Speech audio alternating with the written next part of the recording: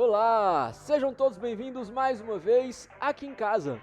Meu nome é Kevin Figueiredo, e eu recebo convidados com histórias inspiradoras aqui na minha casa mesmo, para a gente poder partilhar, contar um pouquinho, para que essas notícias, essas histórias possam chegar até você e também inspirarem o seu coração, inspirarem a enfrentar os problemas que têm causado sofrimento na sua vida, a poder sofrer aí, mas com a certeza de que a alegria vem depois da tempestade, com a certeza de que é possível acreditar nos seus sonhos, acreditar em si mesmo, se conectar com Deus e seguir em busca de realizá-los. Sejam todos bem-vindos ao Bora Aqui em Casa!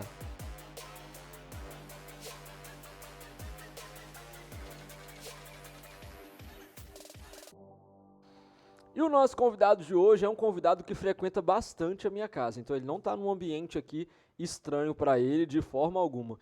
Eu tenho certeza que você já assistiu ou já participou de alguma pregação dele em algum lugar, né? Ele é pregador aqui na diocese, né? Roda bastante a nossa diocese e também as dioceses vizinhas, né? A gente precisa salientar isso aqui, participando dos mais diversos encontros, desde encontros para as pessoas mais velhas, desde encontros com adolescentes, com jovens, de todo tipo. Já assumiu cargos dentro da coordenação diocesana, hoje faz psicologia, está quase se formando, daqui uns dias também estará no consultório para poder atender todos vocês.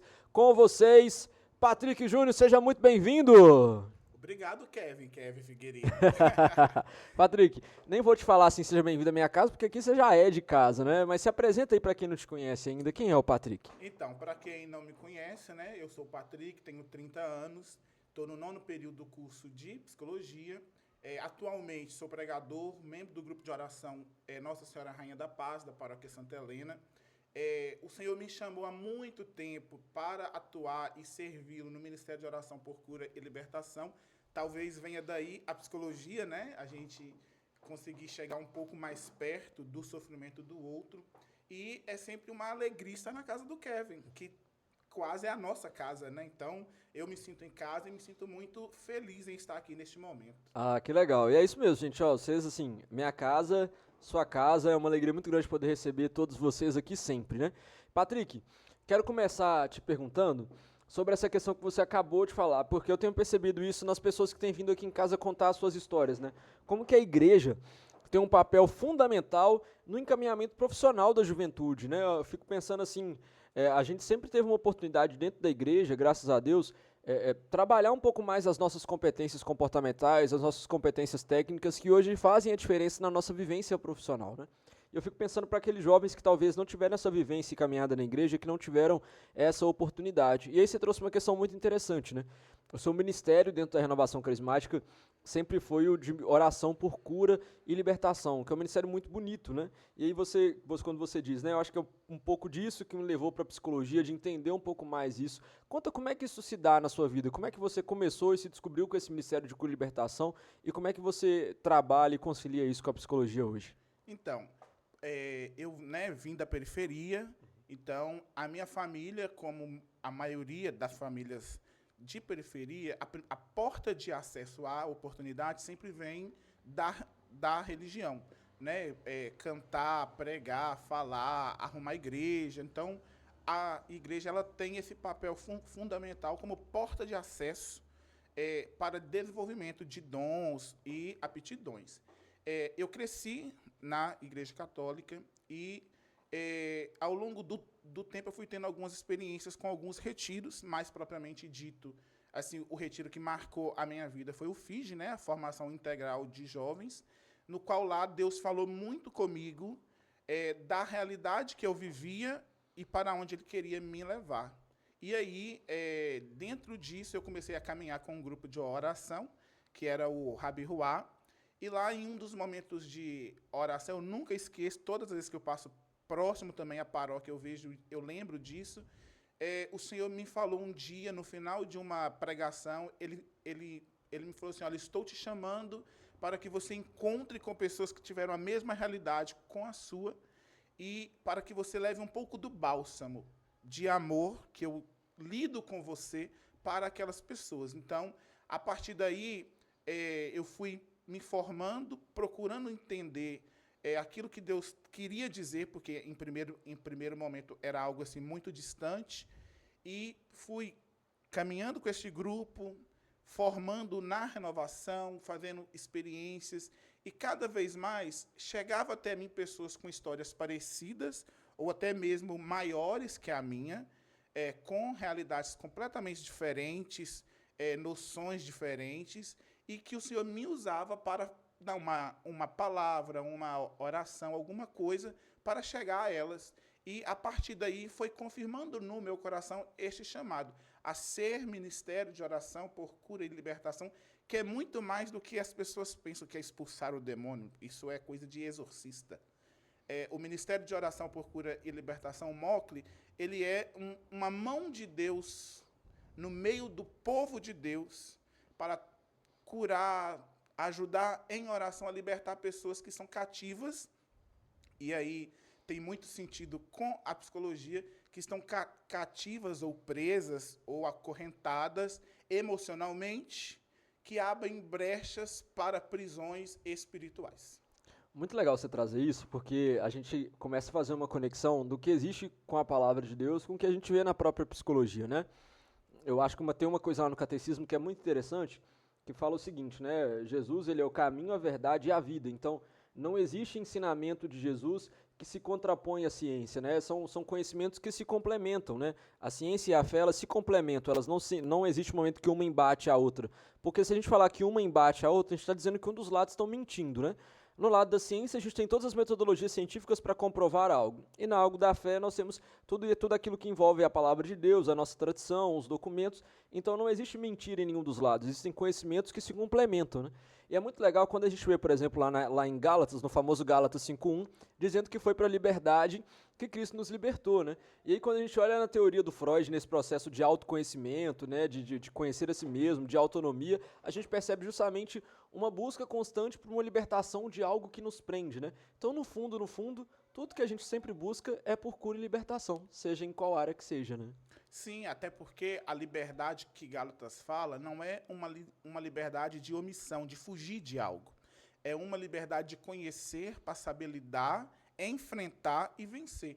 Não existe vitória de inimigo escondido, existe vitória de inimigo que está cara a cara, ocorre o embate e há a vitória. Então, assim, quando Gálatas fala, né, foi para a liberdade que Cristo nos libertou, essa é a liberdade de se conhecer, se entender, se amar, se construir e enfrentar os seus desafios, sejam eles quais forem, tenha ele a cara que tiver também. Legal. E aí você me trouxe, Patrick, que o ministério, então, ele começa na sua vida a partir de uma experiência própria, né? Então, como é que foi para o Patrick passar por esse processo de autoconhecimento em Deus também, de encontrar qual é o papel de Deus na sua vida, para hoje se colocar a serviço para ajudar outras pessoas? O autoconhecimento, ele é uma busca constante e a gente está sempre se conhecendo. Ninguém se conhece por inteiro, né? Sempre temos algo ali a se descobrir. E para mim, na minha vida pessoal, foi muito diferente, porque eu precisei de dar passos firmes em busca desse autoconhecimento. Por quê? Muitas das vezes a gente quer receitas de bolo para se autoconhecer, né? A gente quer que venha escrito 1, 2, 3, 4, e não é assim. Cada etapa que nós vamos vencendo, até mesmo a etapa de entrar num curso de graduação, por exemplo, no meu caso, né, eu sou o único da família que faz faculdade, desde a 4ª geração até chegar a mim.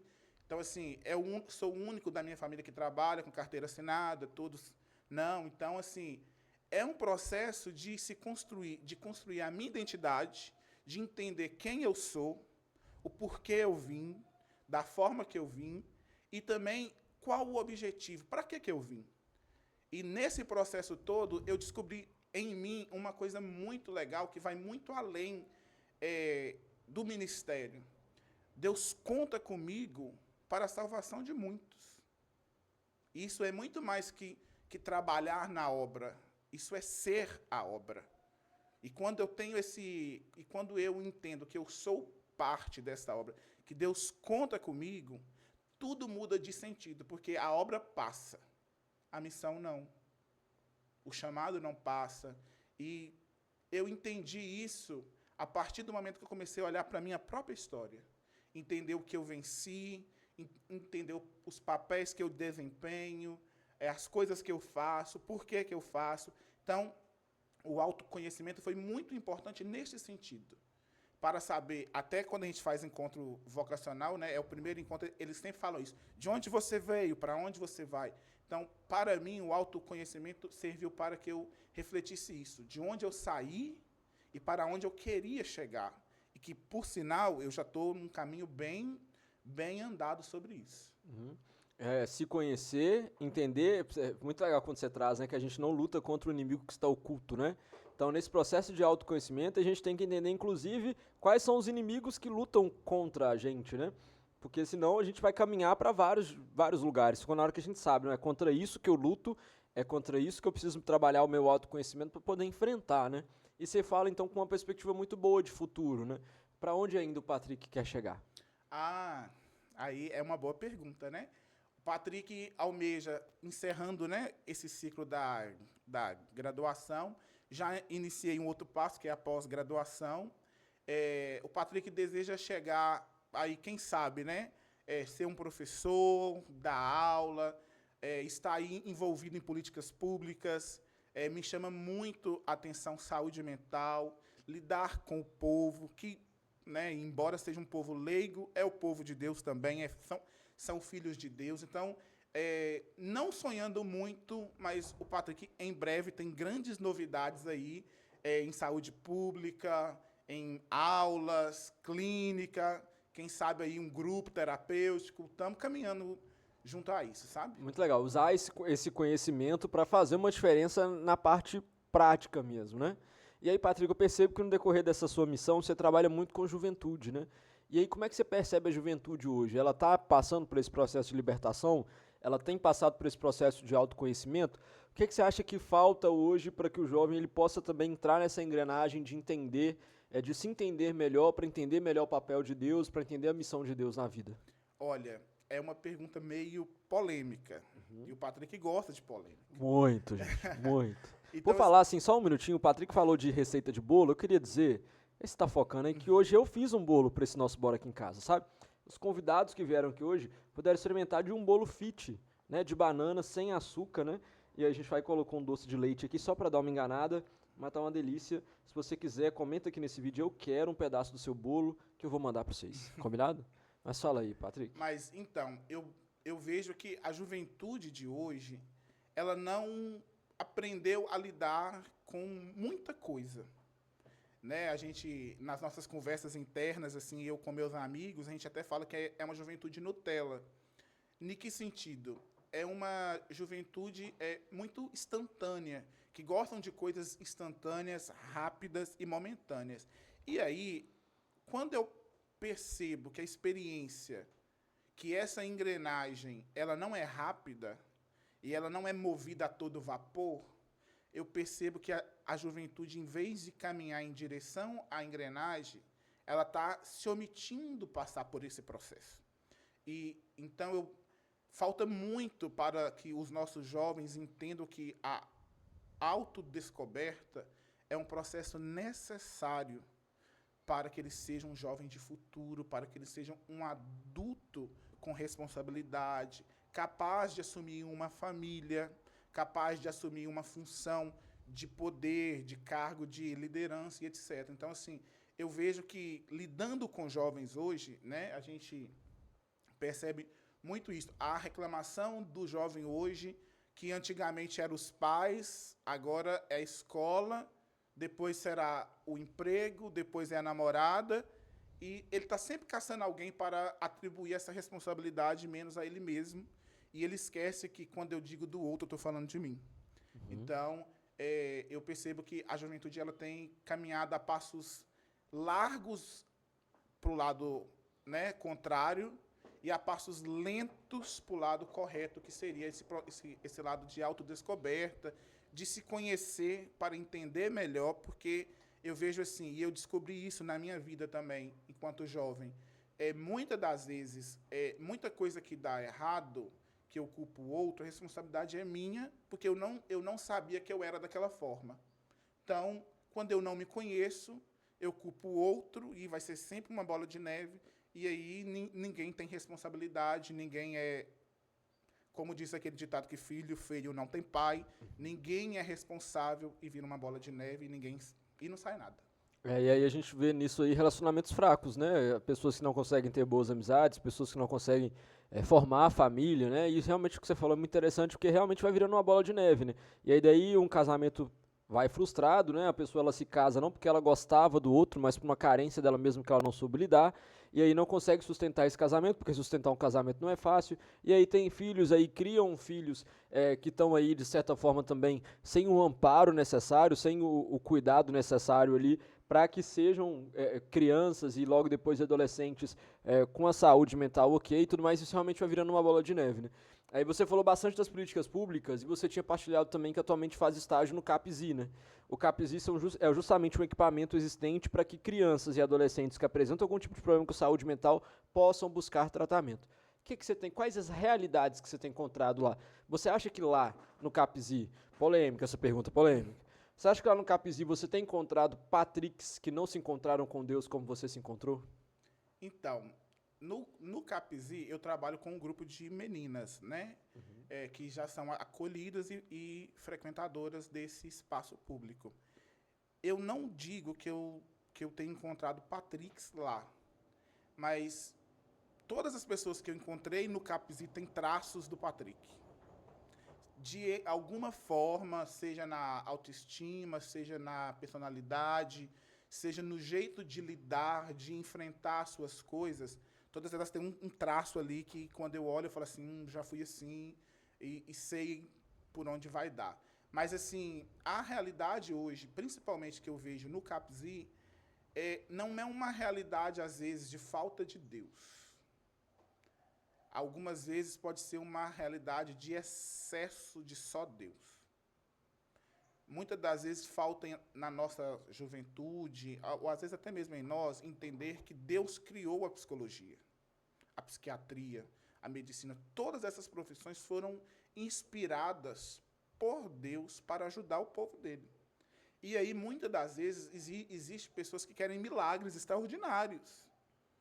Mas são milagres que a medicina, a psiquiatria, a psicologia consegue fazer com algumas sessões, alguns comprimidos.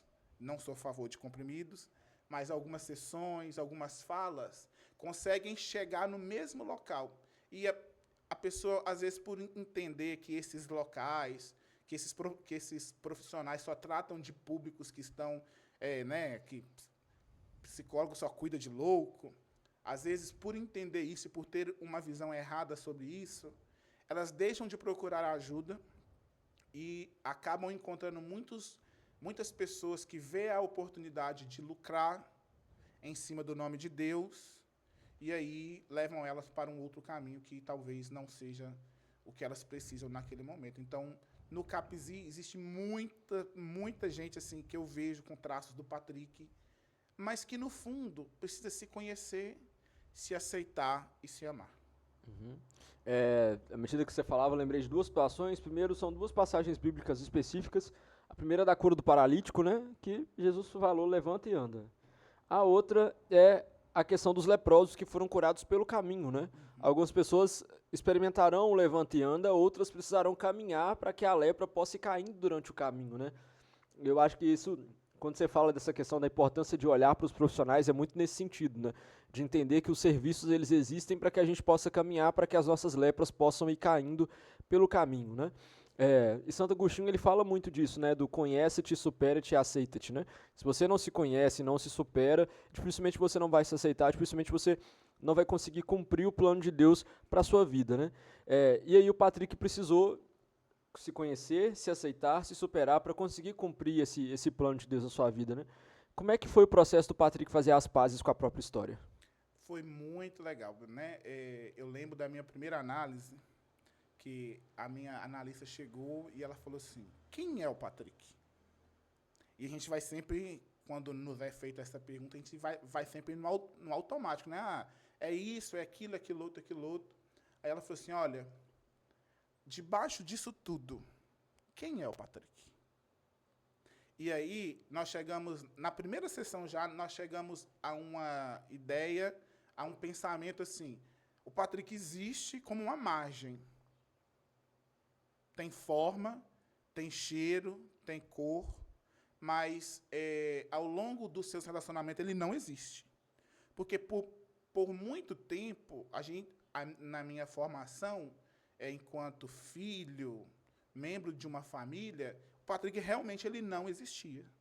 Então, olhar para a minha própria história, me conhecer, partiu muito disso que essas duas passagens que você citou diz.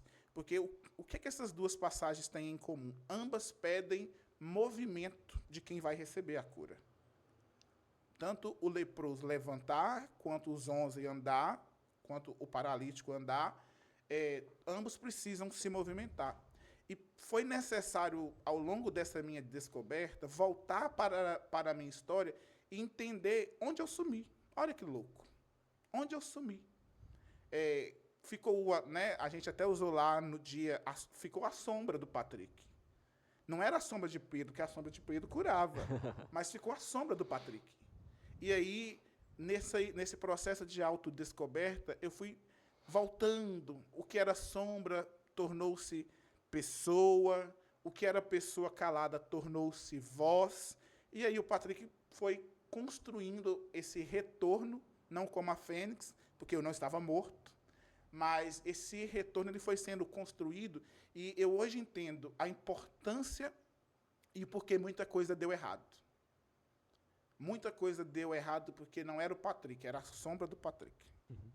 O Patrick estava anulado, né? Tava preso lá atrás, né? Patrick olhando para nossa câmera 1, do lado de cá, né? Olhando bem lá no olho de quem nos assiste.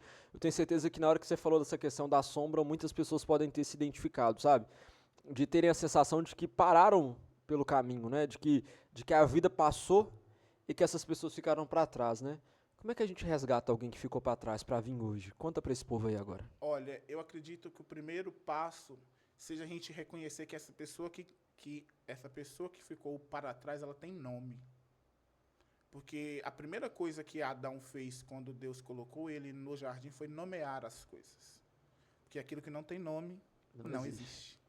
Então, o primeiro passo para trazer essa pessoa de volta é lembrar que ela tem um nome que a identifica como filha, como pessoa e como lugar.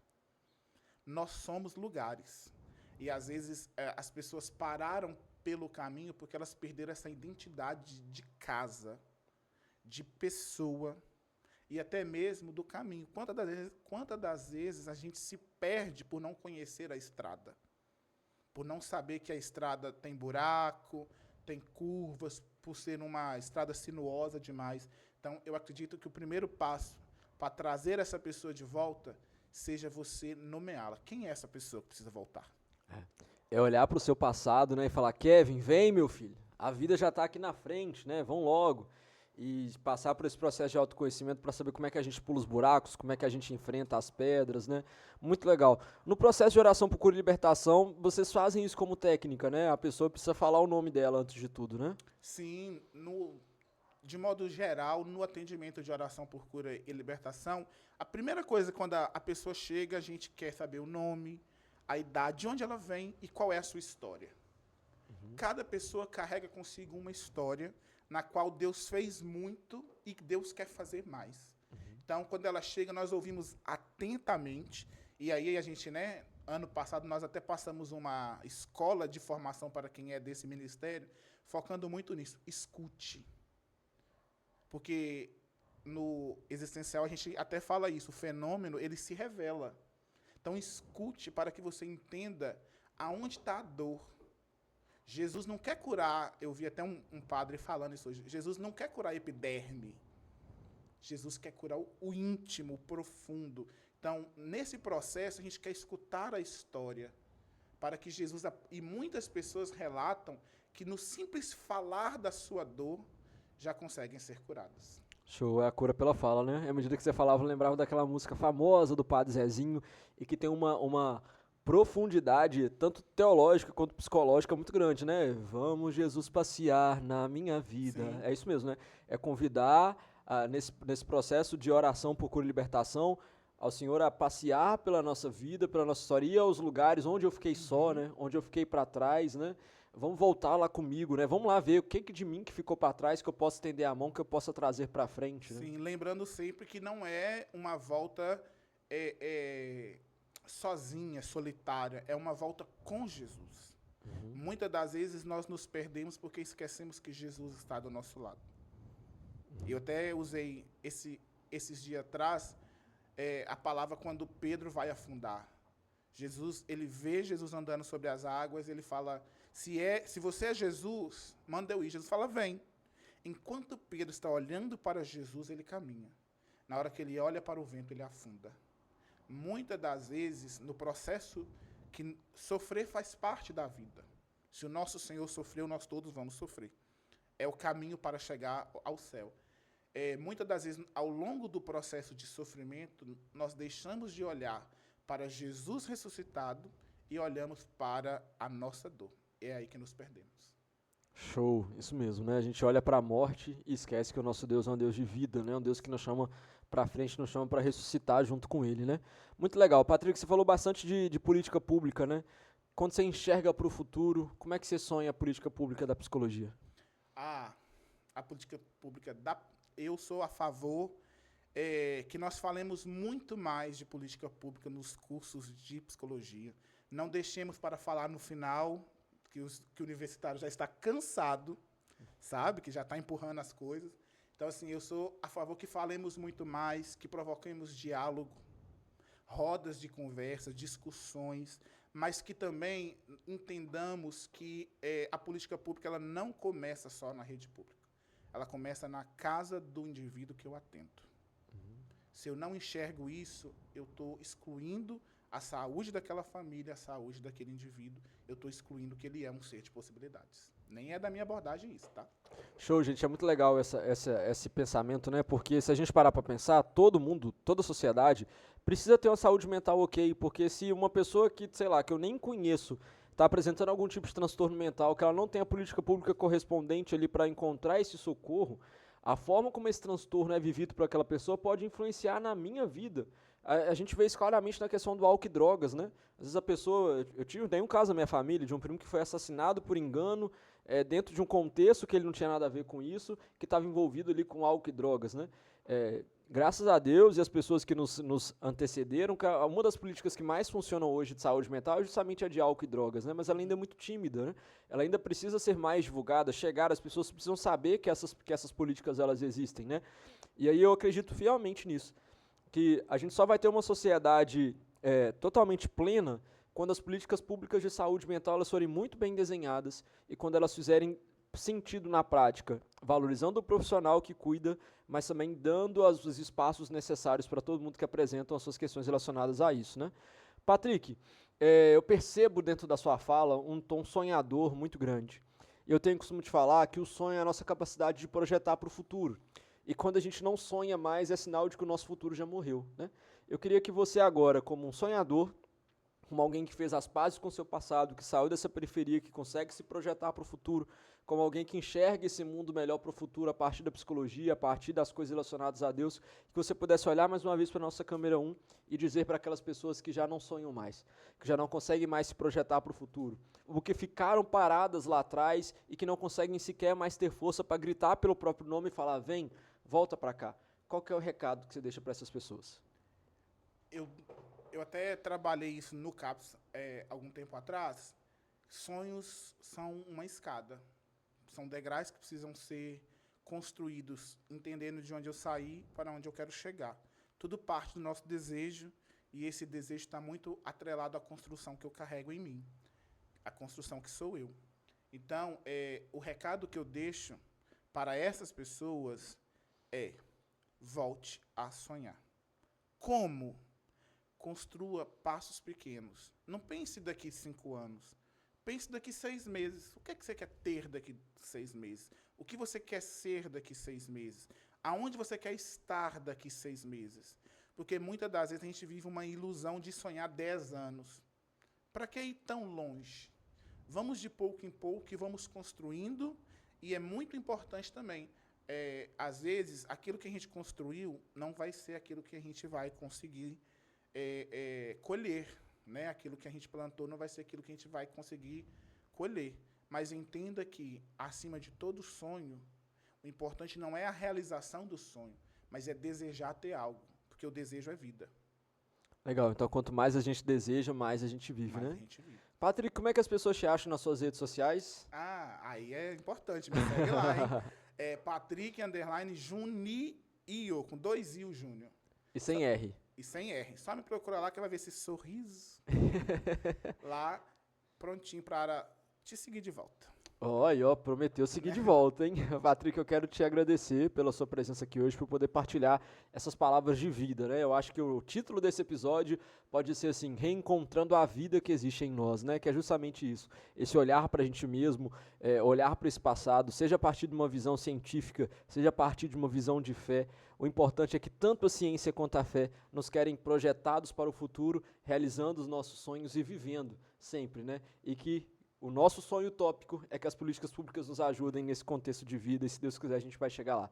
Muito obrigado pela sua participação, por estar aqui em casa mais uma vez, agora de maneira especial, participando desse projeto tão legal que é o Bora Aqui em Casa. Se você gostou desse episódio, não esqueça de curtir, de comentar, de compartilhar, de se inscrever no nosso canal, seguir tanto as minhas redes sociais como também a do Patrick, para que você possa continuar conosco nesse diálogo, nesse debate, para fazermos com que essa vontade louca de viver que a gente possui possa crescer e conquistar e incendiar cada vez mais corações. Semana que vem tem mais. Esse é o Bora Aqui em Casa e eu espero vocês, hein? Um abraço, até mais, valeu!